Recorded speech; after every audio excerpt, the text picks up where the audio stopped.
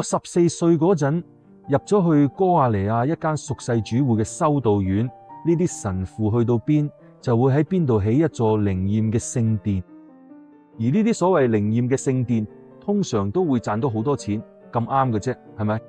我唔係話佢哋貪錢，但係呢啲靈驗嘅聖殿往往都真係好賺錢。點解呢？因為大眾嘅信仰好中意神蹟，好渴望揾到神蹟，甚至乎仲會為佢求呢啲神蹟，而不惜一切付出好大嘅代價去換取心靈上嘅慰藉。嗰陣時咧，我父母住喺馬托格羅索州嘅聖費利克斯到阿拉瓜亞咧，嗰度咧係一個好偏僻、好遙遠嘅地方。嗰度有一位好出名嘅西班牙加泰隆尼亞籍主教，佢出名係因為佢同嗰啲屬世主會喺神父完全相反。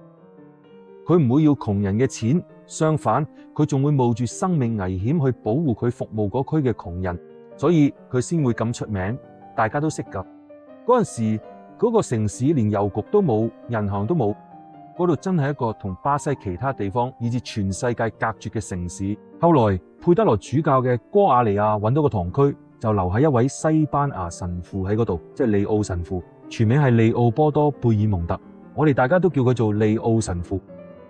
佢當時喺哥亞尼亞嘅工人村 Villa Operaria 代表聖費利克斯嘅主教處理事務，佢負責收信，仲要幫主教處理佢嘅聖費利克斯做唔到或者喺條件做乜嘢。嗰陣時，啲神父或者熟人往返哥亞尼亞同聖費利克斯之間，就係我哋嘅郵差，佢哋會幫手帶嚟包裹過嚟，又會幫手帶嚟包裹走。我阿媽嗰陣時會透過佢哋寄錢俾睇哥亞尼亞嘅我，所以我成日都要去呢度神父嗰間堂區嚟我哋包裹。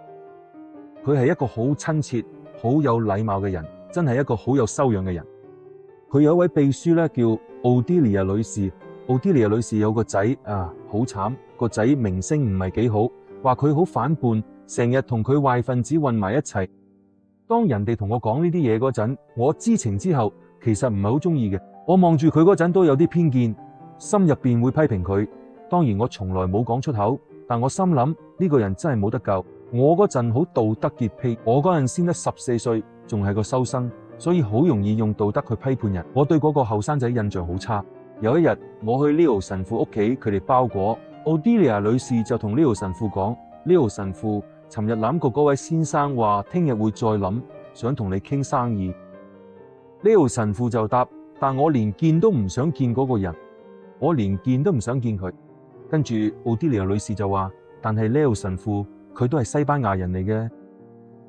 Leo神父就答啦，奧迪利亞女士，西班牙都有好多尼佬嘅。我將呢句說話記咗一世，我當時真係好佩服嘅。西班牙都有好多佢佬，Leo神父係冇講嘅。呢首詩西班牙都有好多嘅佬，係我根據嗰次嘅 Leo 神父屋企聽到佢同嘅秘書奧迪利亞女士傾偈嘅經歷而寫咗一首短詩。呢首詩收錄咗我本書《巴西之書》O Livro Brasileiro 入邊，你可以睇下下邊影片嘅描述，嗰度有得買。多謝晒。